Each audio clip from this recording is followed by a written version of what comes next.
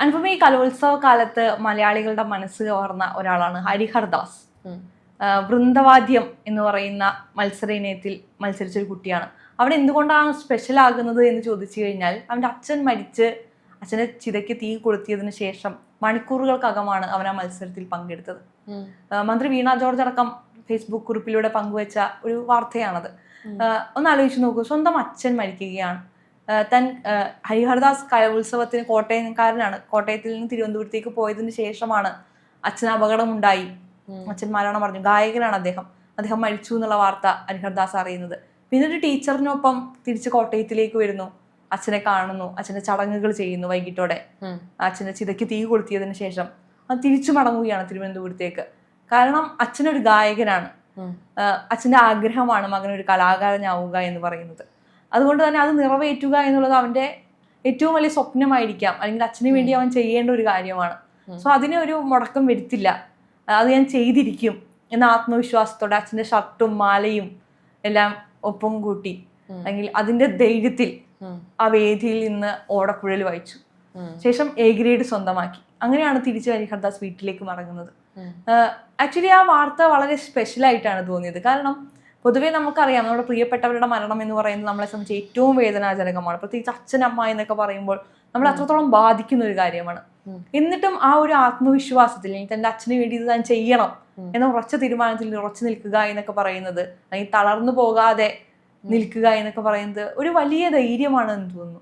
അതെ, അത് എന്താ പറയാ, നമ്മൾ ഭയങ്കരമായി പ്രാക്ടീസ് ചെയ്തു നമ്മൾ അതിനു വേണ്ടി. ഇത് അവന്റെ മാത്രം ആഗ്രഹമാണെങ്കിൽ പോലും അതല്ല. ഇപ്പോൾ അവൻ്റെ അച്ഛൻ്റെയും കൂടെ ഭയങ്കര ആഗ്രഹമായിരുന്നു, ഭയങ്കര സ്വപ്നമായിരുന്നു. അതിനുവേണ്ടി അവർ ഒരുപാട് പ്രാക്ടീസ് ചെയ്തു. ചിലപ്പോൾ അച്ഛനും അവനും ഒന്നിച്ചിരുന്നൊക്കെ പ്രാക്ടീസ് ചെയ്ത് കാണും. അപ്പം അങ്ങനെയൊക്കെ ചെയ്തിട്ട് അവസാനം ഞാൻ എല്ലാവർക്കും, ശില്പ പറഞ്ഞ പോലെ എല്ലാവർക്കും ഭയങ്കര വേദന വരുന്നൊരു കാര്യം തന്നെയാണ് ഏറ്റവും പ്രിയപ്പെട്ടവരുടെ വിയോഗം എന്ന് പറയുന്നത്. സഹിക്കാൻ പറ്റുന്നതിനും അപ്പുറത്താണ്. പക്ഷെ ആ ഒരു വേദനപ്പുറത്ത് നമ്മളത് വേണ്ട, എനിക്ക് അതിന് മാനസികമായി സാധിക്കില്ല എന്ന് വിചാരിച്ച് അവിടെ തളർന്നിരുന്നു പോയിട്ടുണ്ടെങ്കിൽ നമ്മൾ പിന്നീട് ഈ വേദനകളിൽ നിന്ന് കുറച്ചെങ്കിലും, നമ്മൾ പറയുമല്ലോ ടൈം ഹീൽസ് എവറിത്തിങ്, ഈ ടൈം എടുത്ത് നമ്മൾ ഹീൽഡായി വന്നു കഴിഞ്ഞ് കഴിഞ്ഞിട്ട് പിന്നെ നമുക്ക് റിഗ്രറ്റ് തോന്നും. നമ്മൾ സാധാരണ കേൾക്കാറുണ്ട്, എന്താണ് അവരുള്ളപ്പോൾ അവർക്ക് ചെയ്തു കൊടുക്ക്, അത് കഴിഞ്ഞ് അവർ പോയിട്ട് വിഷമിച്ചിട്ട് കാര്യമില്ല എന്ന്. അപ്പം അതേപോലെ അവരുള്ള സമയത്ത് നമുക്ക് എന്താ പറയുക, അല്ലെങ്കിൽ അവർക്ക് വേണ്ടി നമ്മളെ പറഞ്ഞ് ചെയ്യിപ്പിക്കാൻ, അല്ലെങ്കിൽ അവർക്ക് അത്രയും വലിയ ആഗ്രഹമാണ് നമ്മളോട് പറഞ്ഞൊരു കാര്യം നമ്മൾ ചെയ്യാതിരുന്നു കഴിഞ്ഞ് കഴിഞ്ഞാൽ പിന്നെ നമുക്ക് ആ ഒരു കുറ്റബോധം കൊണ്ട് നമ്മൾ മരിക്കുന്നവരെ നമുക്ക് ജീവിക്കാൻ പറ്റുമെന്ന് എനിക്ക് തോന്നുന്നില്ല. അപ്പം അതുകൊണ്ടൊക്കെ തന്നെയും ആയിരിക്കണം ഈ പറഞ്ഞ ഹരിഹർ അവൻ ആ ഒരു ദൗത്യം നിറവേറ്റാൻ വേണ്ടി ഈ അത്രയും എന്താ പറയുക, അത്രയും പെയിൻഫുൾ ആയിട്ടുള്ളൊരു മൊമെന്റ് എന്നാണ് അവൻ വീണ്ടും വണ്ടി കയറി കലോത്സവ വേദിയിലേക്ക് പോകണം. നമ്മൾ ആരെങ്കിലും ആയിരുന്നെങ്കിൽ നമുക്ക് അതിന് കഴിയുമായിരുന്നില്ല എന്നുള്ളത്. എനിക്കാണെങ്കിൽ എനിക്ക് കഴിയുമായിരുന്നില്ല. ഞാൻ മേ ബി കുറച്ച് കഴിഞ്ഞ് റിഗ്രറ്റ് ചെയ്യുമായിരുന്നേക്കാം, എനിക്കറിയില്ല. ഇപ്പം ഞാനിരുന്നത് ഇതൊക്കെ പറയുന്നുണ്ടെങ്കിലും ആ മൊമെന്റിൽ എനിക്കറിയില്ല എന്നെ കൊണ്ട് അതിന് സാധ്യമാവുമോ എന്നുള്ളത്. അപ്പം നമ്മൾ ഇതിനു മുന്നേയും ഇങ്ങനത്തെ കുറേ ഇൻസിഡൻസ് കണ്ടിട്ടുണ്ട്. അതായത് കലോത്സവത്തിൻ്റെ സമയത്താണെങ്കിലും, അല്ലെങ്കിൽ പരീക്ഷയുടെ സമയത്ത്, പല പബ്ലിക് എക്സാമിൻ്റെ ഒക്കെ സമയത്ത് ഈ നമ്മുടെ വളരെ പ്രിയപ്പെട്ടവർ, അച്ഛനോ അമ്മയോ അല്ലെങ്കിൽ സിസ്റ്ററോ ബ്രദറോ അങ്ങനെ ആരെങ്കിലും ഒക്കെ മരിച്ചു പോവുക എന്ന് വരുന്ന സമയത്ത് നമുക്ക് അവിടെ നിൽക്കാൻ പറ്റാതെ നമ്മൾ പരീക്ഷയ്ക്ക് പോവുകയാണ്. അതായത് അവിടെ അവർ കാണുന്ന നമ്മുടെ ഫ്യൂച്ചറാണ്. അല്ലെങ്കിൽ നമ്മൾ അവിടെ ആ പരീക്ഷ വേണ്ട എന്ന് വെച്ചിരുന്നു കഴിഞ്ഞാൽ നമ്മുടെ ഒരു ഹോൾ ഇയർ പോയി. നമ്മൾ അങ്ങനെ ചെയ്യുന്നവർ, അതായത് ആ വിയോഗത്തിനിടയ്ക്കും പോയി പരീക്ഷ എഴുതുന്നവർ അത്രയും ധൈര്യമുള്ളവരും അത്രയും എന്താ പറയുക ഭയങ്കര ഗട്ട്സ് ഉള്ളവരാണെന്നാണ് ഞാൻ വിശ്വസിക്കുന്നത്.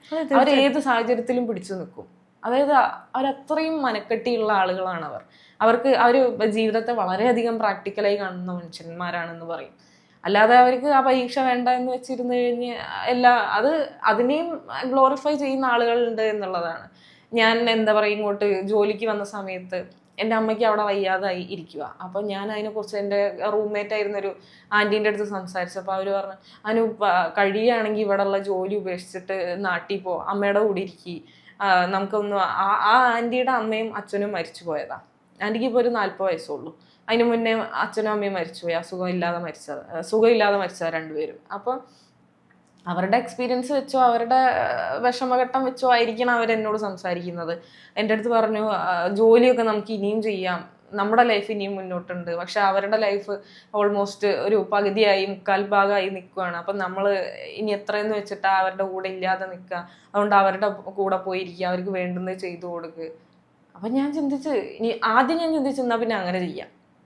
പിന്നെ ഞാൻ ആലോചിച്ചു അതല്ലല്ലോ അതിൻ്റെ ഒരു പ്രാക്ടിക്കാലിറ്റി. ഞാൻ എൻ്റെ പാരൻസിനോട് ഇങ്ങനെ ഒരു കാര്യം ഉണ്ടായി എന്ന് സംസാരിച്ചപ്പോൾ അവർ പറഞ്ഞു ഒരിക്കലും അത് ചെയ്യണ്ട. അതായത് അവർ എന്റെ ഫ്യൂച്ചറും കൂടെ മുന്നിൽ കണ്ടിട്ടാണ് അവർ പറയുന്നത്. അത് അവിടുത്തെ നീഡാണ്. ഇപ്പൊ അനുഭവം നമുക്ക് ഒട്ടും വയ്യ, അങ്ങനെ സിറ്റുവേഷൻ വന്നതിന് ശരിയായി എന്തായാലും അനുഭവം പോകും. അതിന്റെ അനുഭവം ഒരാൾ പറയേണ്ട ആവശ്യകത വരില്ല. അത് നമ്മൾ അറിഞ്ഞു ചെയ്യുന്ന കാര്യങ്ങളാണ്. അതിന് നമുക്ക് ഒരാളുടെ ഉപദേശമോ ഒന്നും ആവശ്യമില്ല, നമുക്ക് ഓട്ടോമാറ്റിക്കലി ചെയ്യും. പക്ഷെ ഇപ്പോ കുഴപ്പമില്ലാത്തൊരു അവസ്ഥയാണെങ്കിൽ അവർക്ക് വേണ്ട സപ്പോർട്ട് നമ്മൾ കൊടുക്കുന്നതിനൊപ്പം ഫിനാൻഷ്യലി അവരെ സപ്പോർട്ട് ചെയ്യാനല്ലേ നമ്മൾ നോക്കേണ്ടത്. അത്തരം കാര്യങ്ങളോട് നമ്മൾ മൈൻഡിൽ വെക്കണം എന്നുള്ളതാണ്. ഈ ഇങ്ങനത്തെ ഇൻസിഡൻസ് ഉണ്ടാവുന്ന സമയത്ത് നമ്മൾ മെന്റലി വീക്ക് ആവുന്ന സമയത്ത് ഇന്ന് എല്ലാവരും ഈ ഇത്തരത്തിലുള്ള സിറ്റുവേഷൻസിനെയൊക്കെ യൂസ് ചെയ്യുന്ന ഒരുപാട് പേരുണ്ട്. ഞാൻ ഓക്കെ അല്ല എന്ന് പറഞ്ഞുകൊണ്ട് ജോലികളിൽ നിന്ന് എസ്കേപ്പ് അടിച്ചു പോകുന്നവർ, അല്ലെങ്കിൽ പരീക്ഷയ്ക്ക് എന്തുകൊണ്ടാണ് മാർക്ക് പറഞ്ഞത്, ആ സമയത്തല്ലേ ഇതുണ്ടായത്, അതുകൊണ്ട് എനിക്ക് പഠിക്കാൻ പറ്റിയില്ല, അങ്ങനെ പറഞ്ഞ് ശരിക്കും ജെന്യൂൻലി സംഭവിക്കുന്നവരുണ്ട്. ചില ആൾക്കാർ ഇതിനൊരു റീസൺ ആക്കി എടുക്കുന്നവരുണ്ട്. അപ്പൊ ആ സമയത്തൊക്കെയാണ് ഈ ഹരിഹർദാസ് ഒരു മാതൃകയാകുന്നത് എന്നുള്ളതാണ്. കാരണം ഹരിഹർദാസ് ആ പരിപാടിയിൽ പങ്കെടുത്തിരുന്നില്ലെങ്കിൽ ആ ടീമിന് മൊത്തത്തിൽ അവിടെ ലൂസ് ചെയ്യുമായിരുന്നു. പക്ഷെ അവന്റെ ടീമിനെയും കൂടിയാണ് അവൻ പ്രൊട്ടക്ട് ചെയ്തത്. കാരണം ഒരു വാദ്യോപകരണം അതിലില്ലെങ്കിൽ അത് ആ പ്രോഗ്രാമിനെ മൊത്തത്തിൽ എഫക്ട് ചെയ്യും. അല്ലെങ്കിൽ പെട്ടെന്ന് ഒരാളെ അതിലേക്ക് എത്തിക്കുക എന്ന് പറയുന്നത് പറ്റില്ല, മണിക്കൂറുകളുടെ വ്യത്യാസത്തിലാണ്, നടക്കില്ല. അപ്പൊ ആ ടീം മൊത്തത്തിൽ അവിടെ ലോസ് ആവുമായിരുന്നു. പക്ഷെ അവൻ അതിന് നിന്നില്ല. അവന്റെ ടീമിനെയും അവന്റെ അച്ഛന്റെ ആഗ്രഹത്തെയും എല്ലാം അവൻ ചേർത്ത് പിടിച്ചു എന്നുള്ളതാണ്. അനുഭവം പറഞ്ഞ പോലെ നമ്മൾ ഒരുപാട് മാധ്യമ പ്രവർത്തകരെ കണ്ടിട്ടുണ്ട്. ഈ വാർത്ത വായിക്കുന്ന സമയങ്ങളിൽ തങ്ങൾ പ്രിയപ്പെട്ടവർ മരിച്ചുപോയി എന്ന് പറഞ്ഞിട്ടും ആ വാർത്ത തുടർന്ന് വായിച്ചവര്. ഇപ്പൊ എനിക്ക് തോന്നുന്നു നികേഷ് കുമാർ, നമുക്ക് എല്ലാവർക്കും ഫെമിലിയർ ആണ് നികേഷ് കുമാർ. നികേഷ് കുമാറിന്റെ അമ്മ, എനിക്കറിയില്ല അച്ഛനാണോ അമ്മയാണോ എന്ന് എനിക്കറിയില്ല, ആരൊരാൾ മരിച്ച സമയത്ത് നികേഷ് കുമാർ വാർത്ത വായിക്കുകയാണ്. പക്ഷെ ആ വിവരം അറിഞ്ഞിട്ടും ആ ബുള്ളറ്റിൻ കംപ്ലീറ്റ് ചെയ്തിട്ടാണ് നികേഷ് കുമാർ അവിടെ നിന്ന് എണീച്ചു പോയത്. കാരണം അത് അദ്ദേഹത്തിന് ജോലിക്ക് കൊടുക്കുന്ന ഡെഡിക്കേഷനാണ്, അല്ലെങ്കിൽ അത് അദ്ദേഹത്തിന്റെ ചാനലിന് വേണ്ടി അദ്ദേഹം ചെയ്തതാണ്. അദ്ദേഹത്തിന് അതിന്റെ പുറത്ത് ഇമോഷൻസ് ഇല്ലാത്തത് കൊണ്ടല്ല, അതല്ലെങ്കിൽ അത് അദ്ദേഹത്തെ ബാധിക്കാത്തത് കൊണ്ടോ അല്ലെങ്കിൽ പുള്ളിക്ക് അതിൽ സങ്കടം ഇല്ലാത്തത് കൊണ്ടോ ഒന്നുമല്ല. അത് ആ സമയത്ത് ചില സമയത്ത് നമ്മൾ ഒരു സ്റ്റക്കായി പോകുന്ന ഒരു അവസ്ഥകൾ ഉണ്ടായിരിക്കാം. അതല്ലെങ്കിൽ നമ്മൾ എടുക്കുന്ന നമ്മുടെ ബ്രേവ് ആയിട്ടുള്ള ഡിസിഷൻസ് ആണ്. ഇപ്പൊ ഹരിഹർദാസ് എടുത്ത ഒരു ബ്രേവ് ഡിസിഷനാണ് അല്ലെ. അല്ലെങ്കിൽ ഇനിയിപ്പോ എത്ര പേര് ഈ കുട്ടീനെ ക്രിട്ടിസൈസ് ചെയ്യുന്നവരുണ്ടായിരിക്കും, തീർച്ചയായിട്ടും ഉണ്ടായിരിക്കും. നമ്മളിപ്പോ ഈ വാർത്ത ചെയ്യുമ്പോഴും ഇതിലിപ്പോ ഇത് കാണുന്ന കുറെ പേര് വിചാരിക്കും, ഓ അച്ഛന്റെ ചിത കത്തി തീർന്നിട്ടില്ല, അപ്പോഴേക്കും അവന് ഓടക്കുഴൽ വായിക്കാൻ പോകാനിട്ടാണ് എന്ന് പറഞ്ഞു വെക്കുന്നവരും ഉണ്ടാവും നമ്മുടെ കൂട്ടത്തിൽ എന്നുള്ളതാണ്.